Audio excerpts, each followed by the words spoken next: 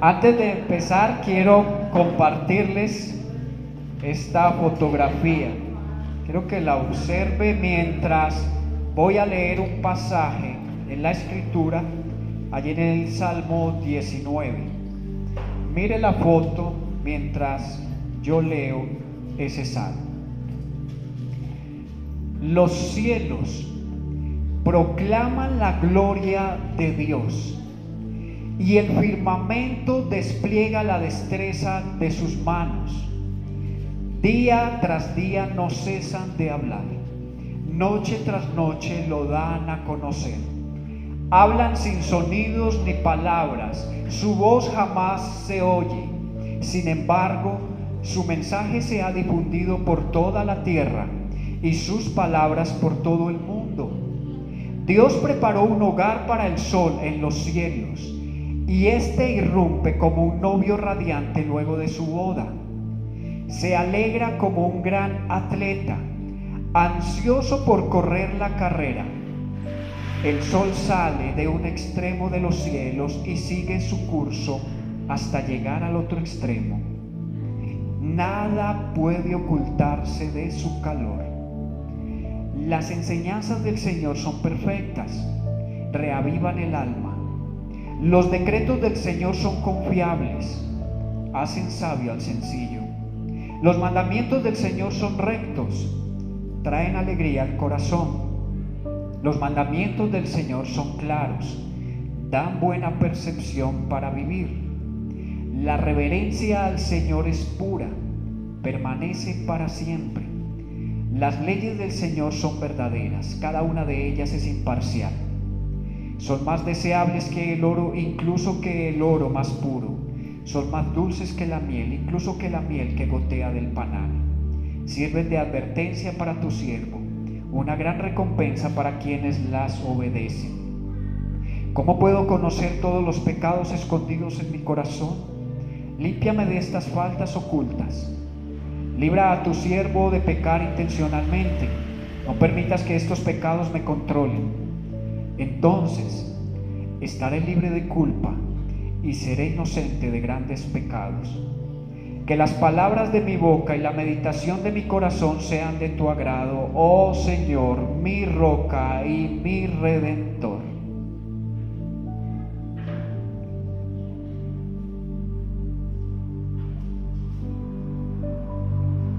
Vamos a guardar silencio por un momento y pensar en lo que acabamos de escuchar. Y vamos a hacernos algunas preguntas de acuerdo al pasaje. De lo que acabas de escuchar, ¿qué te impactó?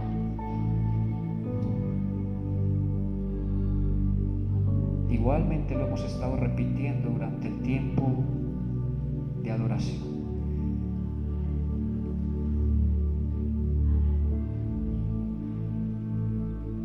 ¿Qué cambios te invita a hacer en tu vida este salmo?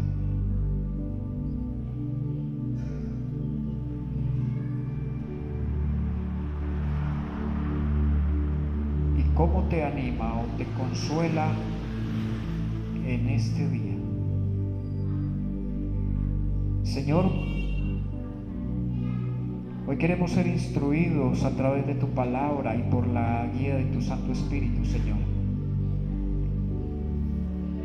Prepara nuestras vidas, Señor, para estar atentos a tu voz. Gracias, Señor, porque nos has traído con ese propósito,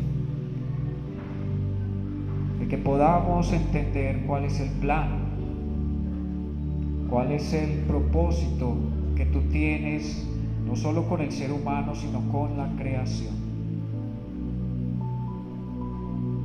Gracias, Señor, por traer luz en esta mañana a nuestra mente, Señor, a través de la enseñanza de este pasaje. Y que esa disposición para obedecerla, para ponerla en práctica, Señor, sea lo que dé gloria a tu nombre. Oramos en el nombre de Jesús. Amén y amén. ¿Qué piensa de esa foto? qué parece.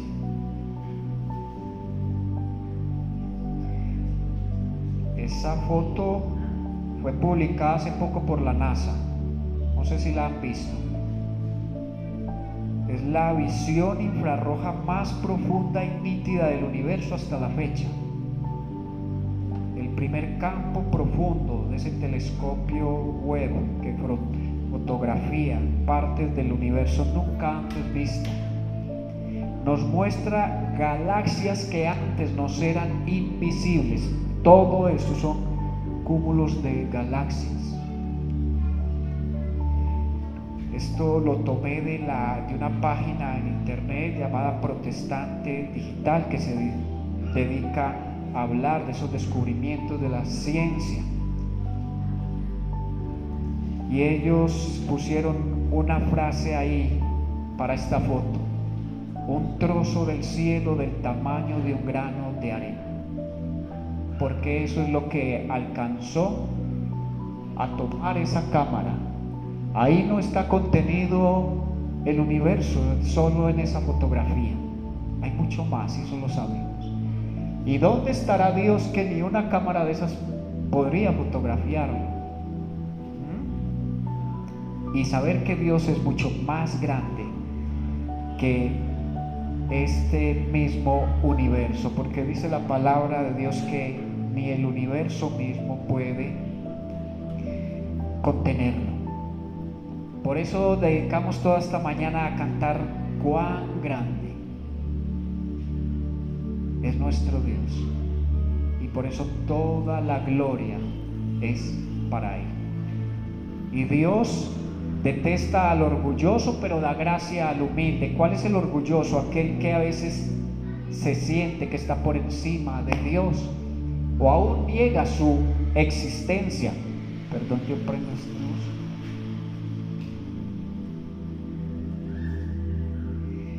Y el título de la enseñanza de hoy, ahí de ese Salmo 19, es la inmensa gloria de Dios que nos debe asombrar. Los cristianos no podemos perder el asombro por nuestro Dios. Todo debe asombrarnos. Un día soleado, un día lluvioso, un día nublado, el canto de un pájaro, el color de los peces, de las flores. Todo está diseñado para que nosotros como seres humanos nos asombremos de Dios. Porque si escuchó cómo empezaba el Salmo, dice: los cielos proclaman, los cielos cuentan permanentemente quién es Dios, quién hizo todo lo que nuestros ojos pueden ver. Este salmo, si usted lo tiene ahí abierto en su Biblia, está dividido en 3 secciones. La primera, del 1 al 6, el autor nos habla de la revelación de Dios en la naturaleza. Del 7 al 11 celebra la revelación de Dios en la Escritura, es decir, Dios se ha revelado de manera general al ser humano a través de la naturaleza, y hay una revelación particular a través de su palabra. Son lo que los teólogos llaman los 2 libros de Dios: la naturaleza y su palabra escrita. Y en los versos 12 al 14, el salmista ora para que Dios le guarde del pecado, de esos pecados que él comete consciente o inconscientemente. Él entiende que ha quebrantado ambas enseñanzas, o más bien la ley de Dios la ha quebrantado de forma consciente e inconsciente, y entiende que solo por la gracia de Dios él podrá ser íntegro, ya que considera al Señor su roca, su redentor, o otras versiones dicen refugio o libertador. Queridos hermanos, no solo este salmo aprecia la belleza y la grandeza de Dios, hay muchos más. Y aún la Escritura, si usted va la ley más bien, si usted va al Salmo 119, allí ve al salmista cómo se deleita en la ley de Dios.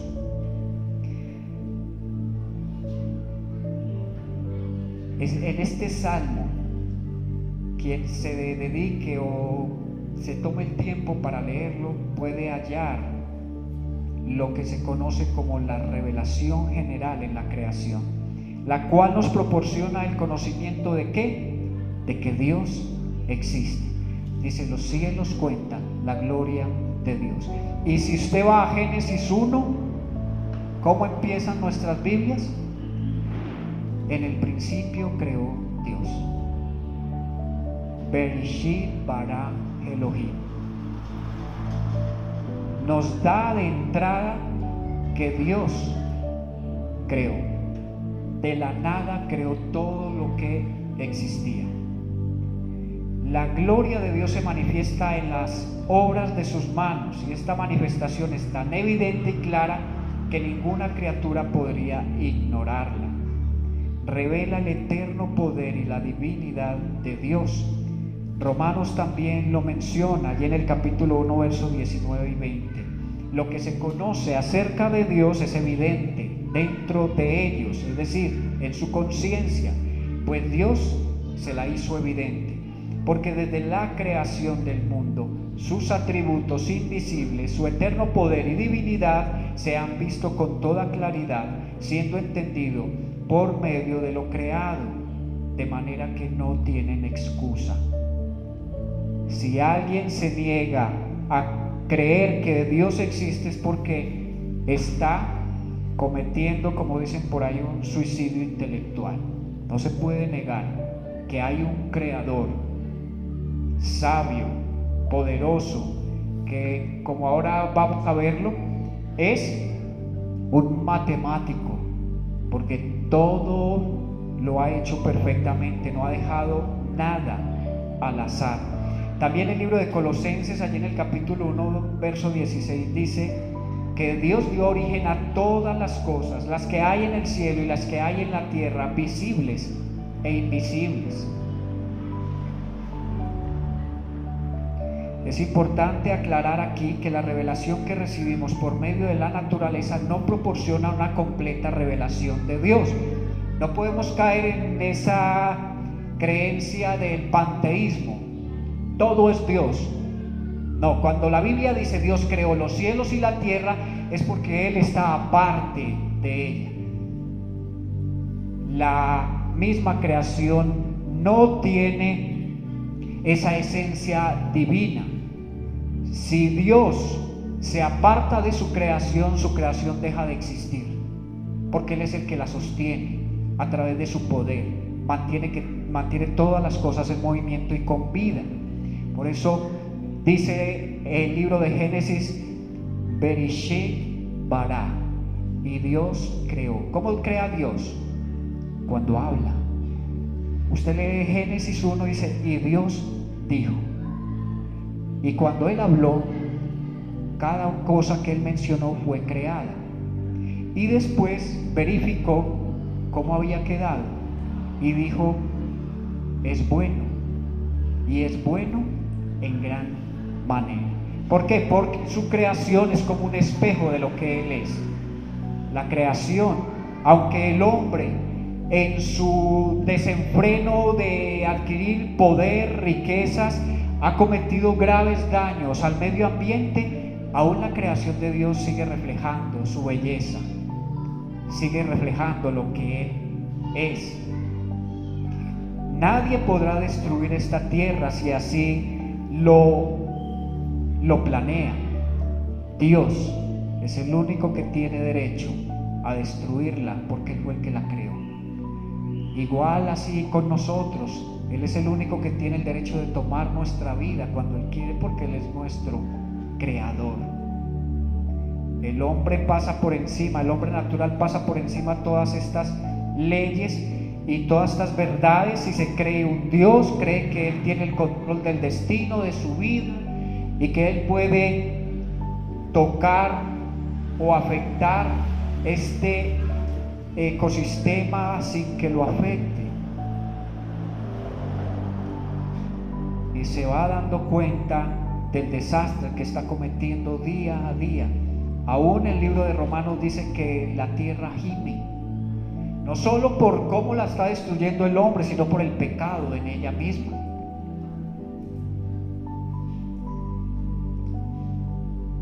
No todas las personas en el mundo han tenido la posibilidad de leer la Biblia o escuchado la proclamación del Evangelio, pero la luz de la naturaleza brilla sobre todos en todo lugar, en todo tiempo. La revelación general de Dios ocurre a diario. Él nunca se queda sin testimonio. El mundo visible es como un espejo que refleja la gloria de su Creador. En una tarde, en un amanecer, en un atardecer, en un arco iris, Dios siempre nos está diciendo: yo soy el que dice eso. Yo soy el que pinto ese amanecer y ese atardecer. Yo soy quien puse las manchas al leopardo, las rayas a la cebra. En estos días le decía a alguien lo bello y lo maravilloso que es eso, saber que ninguna cebra tiene las líneas iguales, ningún ser humano tiene esta huella dactilar, y somos 9.000 millones de seres humanos. ¿Cómo hizo Dios para darle forma a esas pequeñas líneas en un dedo sin que ningún ser humano las tenga igual? Solo Dios. Yo creo que cuando ponemos esta huella, sea en un aparato electrónico o en un papel, deberíamos pensar: Dios me hizo único e irrepetible, porque así es Él. Él es un Dios, no hay más, es un solo Dios. Dios está por encima de su creación. El universo no es una manifestación externa de Dios mismo, sino la obra de sus manos, y como tal completamente distinta de la esencia divina. Por lo tanto, todas las formas de adoración a la naturaleza son actos de idolatría que son detestables delante de Dios. Dios ha creado al ser humano con la capacidad o la necesidad más bien de sentir adoración, deseo de adorar, porque somos seres espirituales, unos con ese espíritu todavía apagado, muerto, pero igual en su naturaleza con el deseo de buscar a qué aferrarse, y a veces levanta o erige imágenes de seres humanos, imágenes de animales, adora al sol. Hay muchas personas que hoy en día adoran al sol, adoran a la luna, adoran a la Pachamama, es decir, a la madre naturaleza, pero Dios está por encima de todo esto y Él quiere que le adoremos, aparte de lo que es la creación. ¿Por qué? ¿Dónde dice esto? En la Biblia, en el libro de Romanos, en el primer capítulo, dice Pablo: pues aunque conocían a Dios, miren que Dios no se oculta de nadie, no le honraron como a Dios. O sea, Dios quiere ser conocido. ¿Para qué? Para poder ser honrado y glorificado por el ser humano. Dios espera de nosotros gratitud que produce el contentamiento. Si no hay contentamiento y satisfacción y deleite en nuestras vidas por Dios, no habrá gratitud. Y dice Pablo: no le honraron como a Dios, ni le dieron gracias, sino que se hicieron vanos en sus razonamientos, y su necio corazón fue entenebrecido. Profesando ser sabios, se volvieron necios, y cambiaron la gloria del Dios incorruptible por una imagen en forma del hombre corruptible, de aves, de cuadrúpedos y de reptiles. Y el ser humano de hoy, el ser humano ya moderno, levanta o erige dioses falsos o ídolos ya en su corazón. Ya no están hechos de yeso, de madera, de oro, de bronce. Ya no son ídolos de personas o de animales o cosas, sino que el hombre tiene ídolos en su corazón con los cuales lucha día a día. Y tenemos que pedirle a Dios que derribe esos ídolos, porque Dios no comparte su gloria con nadie. El único que debe ocupar plenamente nuestro corazón es el Dios que nos creó, el Dios que nos hizo. ¿Por qué? Porque, como dice también el salmista, no nos hicimos nosotros a nosotros mismos. Todos los días tenemos que pensar en el Dios que nos creó.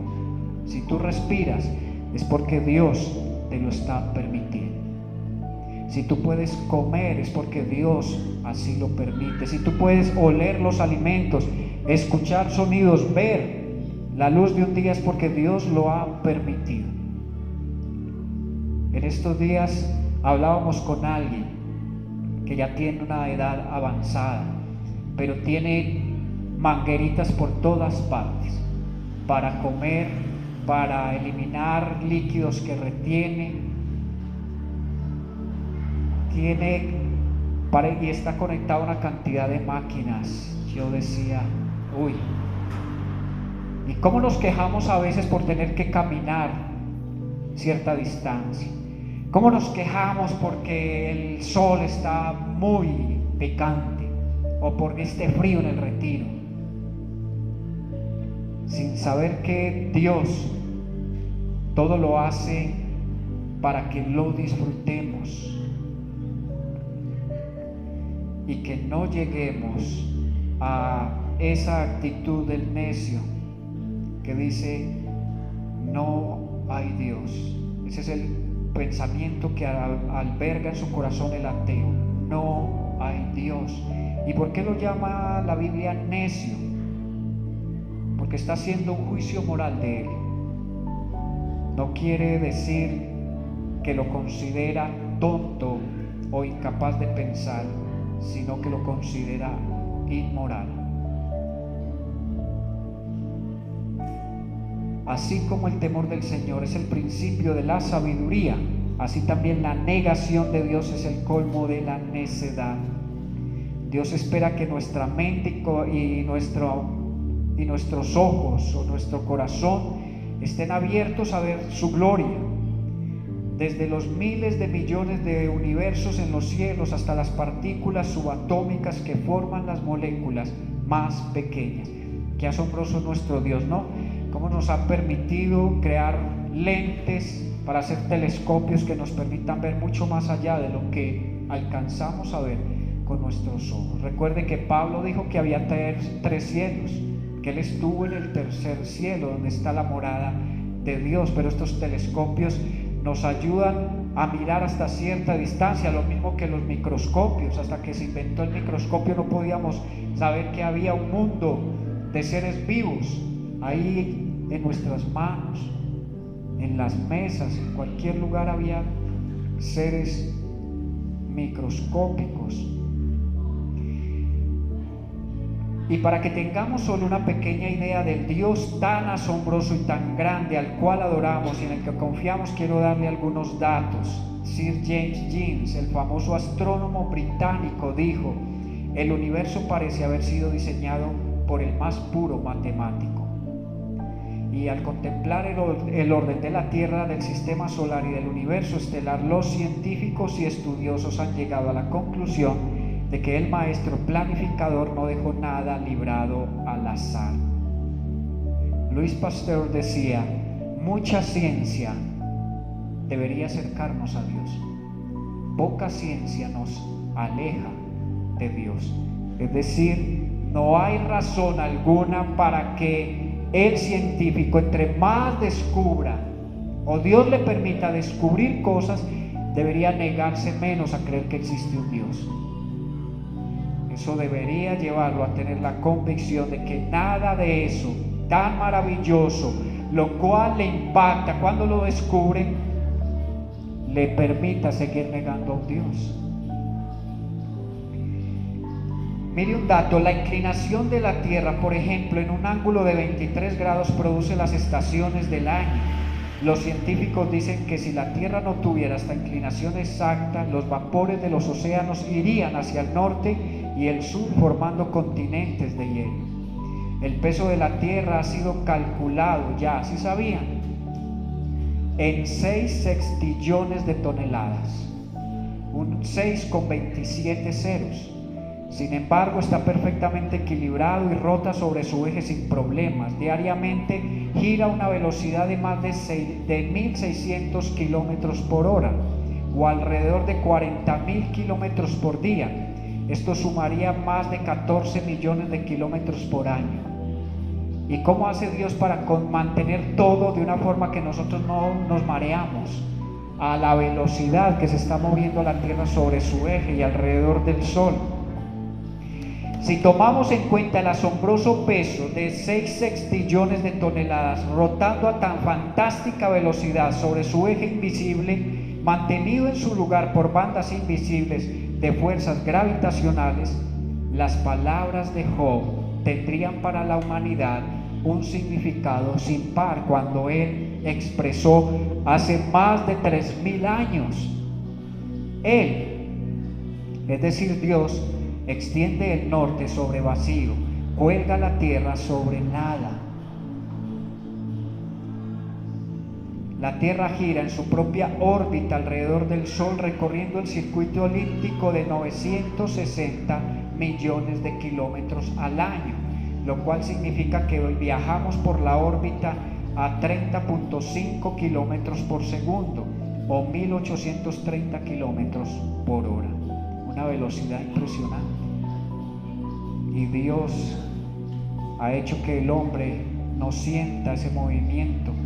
Piense en el Sol. Es solo una estrella menor en el conjunto de estrellas y cuerpos celestiales, tan solo en la Vía Láctea.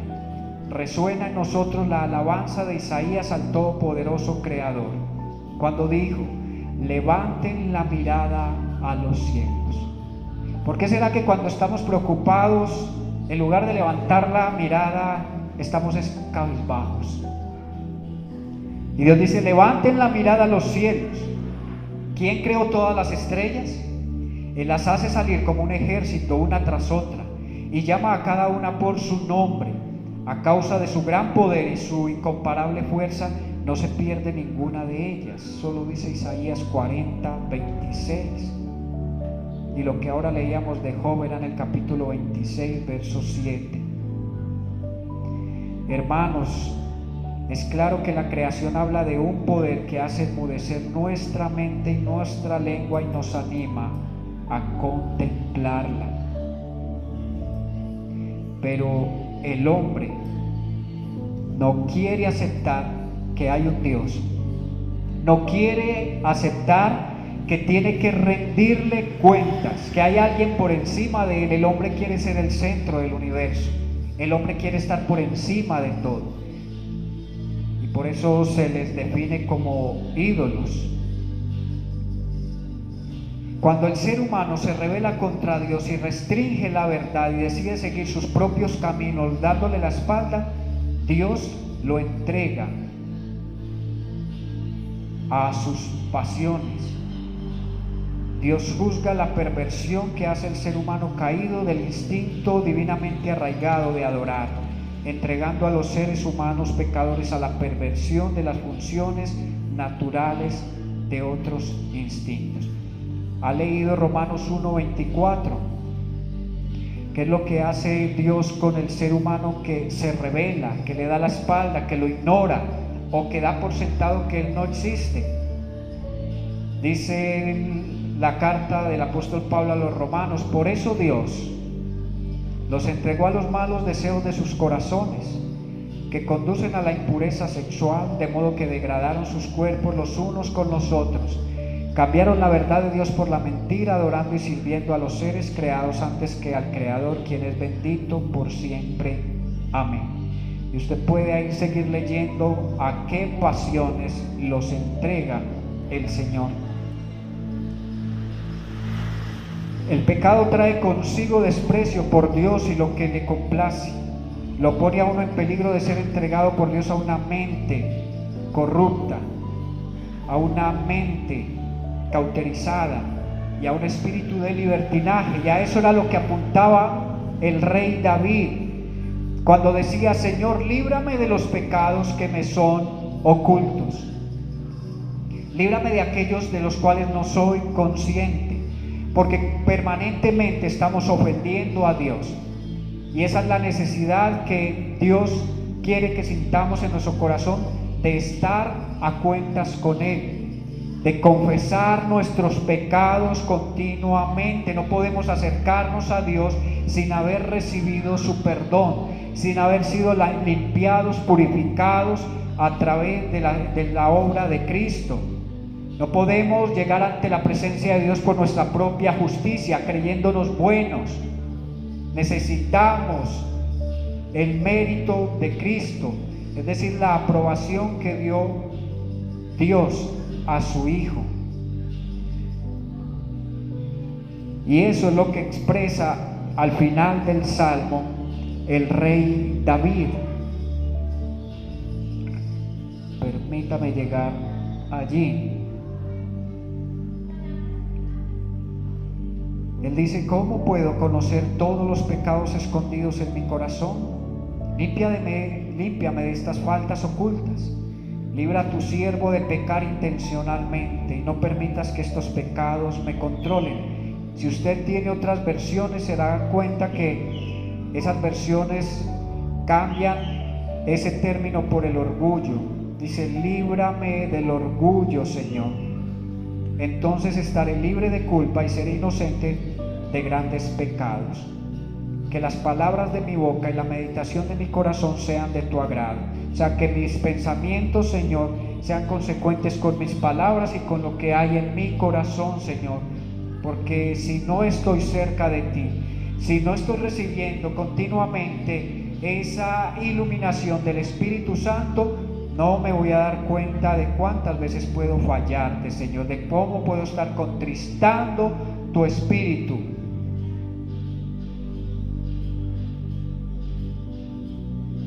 El salmista, al final de este canto, se acoge a la misericordia y a la gracia de Dios. Él ha entendido que solo la gracia de Dios es la totalidad de lo que los hombres y mujeres necesitan para ser rectos. La gracia es una provisión a la que accedemos por medio de Cristo. La gracia se opone a las obras que carecen del poder para salvar. Si las obras tuvieran el poder, la realidad de la gracia se anularía. Por eso Efesios 2:8 dice: por gracia sois salvos, por medio de la fe. No por obras, no por mérito alguno que el ser humano pueda alcanzar para la salvación, sino por medio de la fe, para que nadie se gloríe. El Evangelio mismo, que es la buena nueva de la gracia, puede llamarse gracia. Así que cuánto amor Dios tiene por su creación, que se encarnó y vino a buscar reconciliarse con nosotros. Dios no esperó que lo buscáramos. La palabra de Dios dice que aun cuando estábamos totalmente sumergidos, cuando estábamos ahí metidos en esos pecados que Dios aborrece, dice: aún Cristo nos amó y murió por nosotros. Nos demostró su amor incondicional, inagotable e inmerecido. Por eso Dios nos llama a tener un nuevo enfoque en nuestra relación con Él, una nueva relación que nos ayude a eliminar el miedo, la ansiedad, la culpa, que nos permita sentir esperanza, gozo y compasión, que nos ayude a recuperar la confianza que tanto la sociedad moderna ha perdido. El hombre posmoderno se está considerando escéptico, ha perdido la confianza en Dios. Anteriormente, hace unos 2 siglos, unos 200 años atrás, no se cuestionaba la existencia de Dios. Todo lo que se pensaba de acuerdo en la creencia de que hay un Dios en los cielos. En los últimos 200 años ha entrado ese pensamiento ateísta de que Dios no existe, y vemos una decadencia moral en el ser humano cada vez más y más acelerada.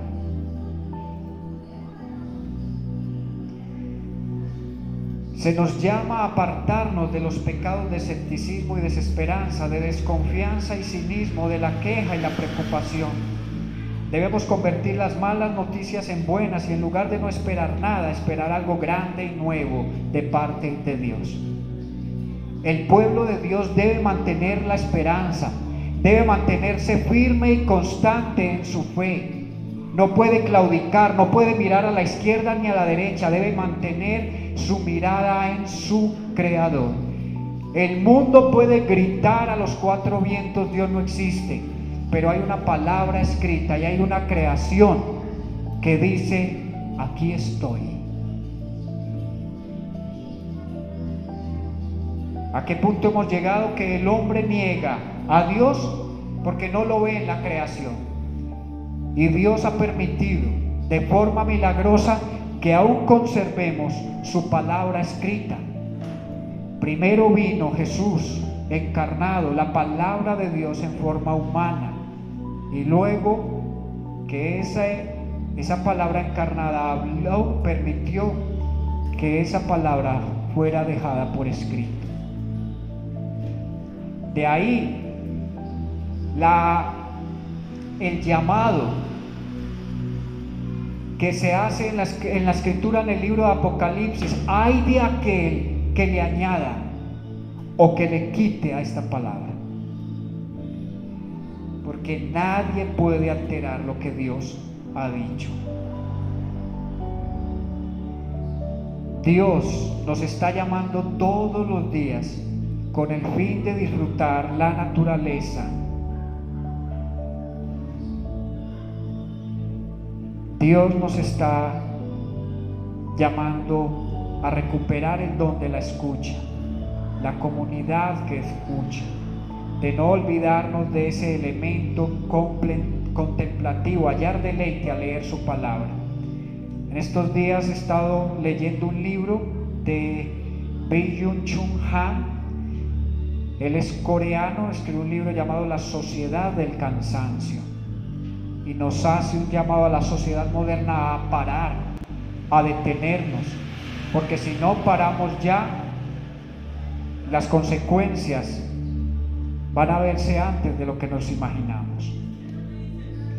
La pandemia nos afectó tanto porque no estábamos acostumbrados a pasar tanto tiempo en casa, aislados de otros, porque se frenó esa velocidad, tuvimos que parar de un momento a otro de ese afán que traíamos.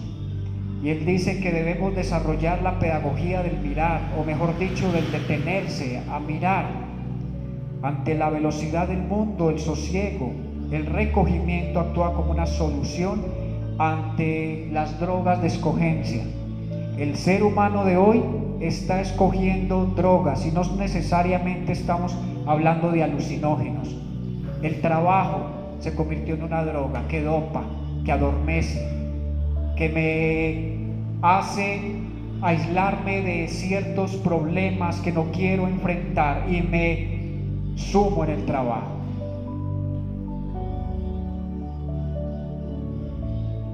Dejar la idea de vivir la ilusión de pensar que cuando más activo uno se vuelve, más libre es. Esta mal llamada libertad obligada del mundo contemporáneo, exaltada por muchos, deja ver su lado violento al producir enfermedades como la depresión, el burnout, el trastorno por déficit de atención o el síndrome del desgaste ocupacional, que corren paralelas al rendimiento. Dios nos dice: necesitamos detenernos, necesitamos volver a la disciplina del silencio, a la disciplina de la contemplación, de la reflexión, de la meditación, que volvamos a preguntarnos: ¿para dónde voy? ¿Hacia dónde me está llevando todo lo que estoy haciendo? Debemos escuchar la voz de Dios, esa voz que reanima a los deprimidos por las dudas, que hace sabia a los indoctos, que regocija al amante de la verdad, que fortalece a los desanimados. Esa voz de Dios que provee principios permanentes de conducta y por la gracia de Dios trae rica recompensa. La sociedad de hoy ha perdido lo que como cristianos podemos experimentar por medio de su revelación en la naturaleza y en las escrituras, y es el asombro. Ya Dios, aún para el pueblo cristiano, a veces no parece tan asombroso, porque a veces tenemos un concepto tan humano de Dios porque hemos perdido esa capacidad de maravillarnos. El hombre metido en sus tablets, en sus celulares, en su computador, encerrado en su habitación, ya no experimenta lo que es la alegría de un nuevo amanecer, un atardecer. Lo que es de caminar por el campo y sentir el olor a eucalipto, la fragancia del campo.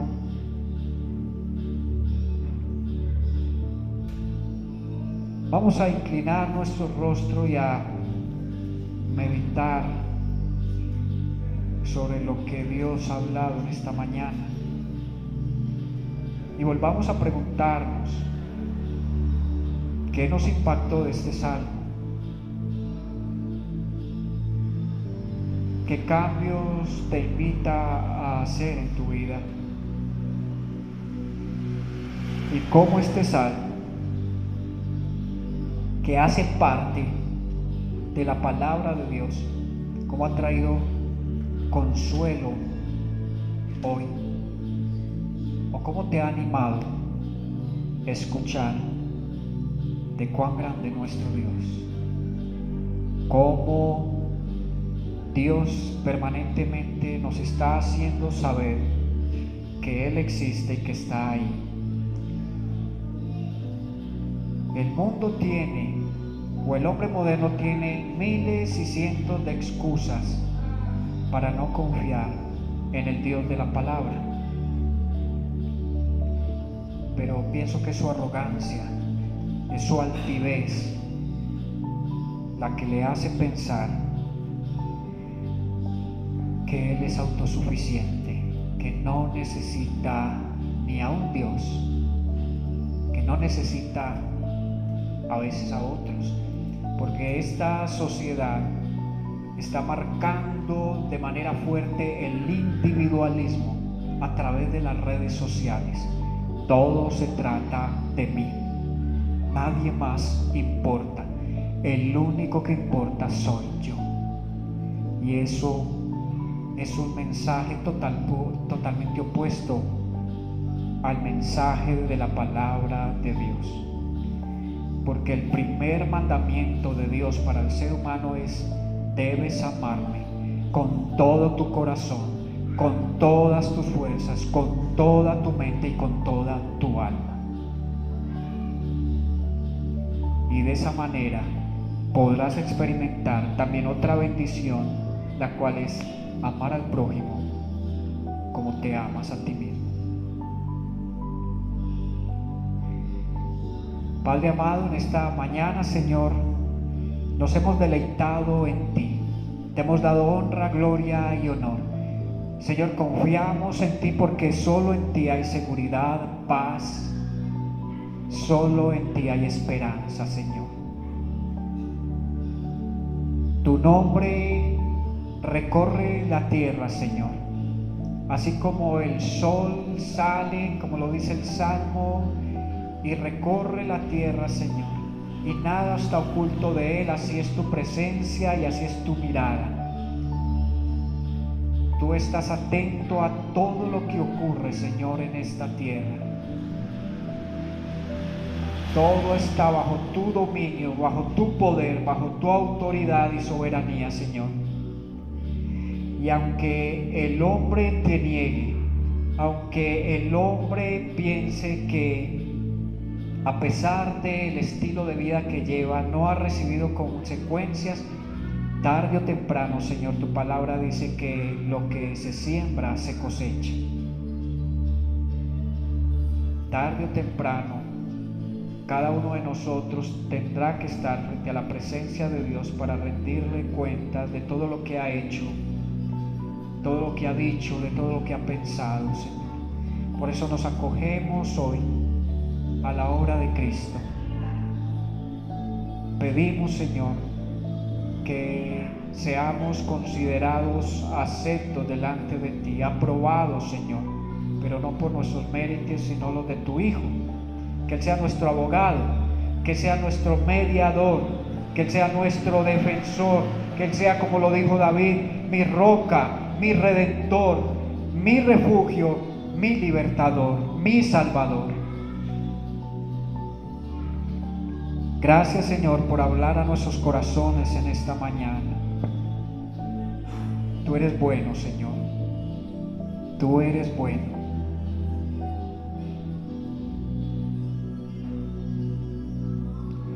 Oramos a ti en el nombre de tu Hijo Jesús. Amén, Señor, y amén.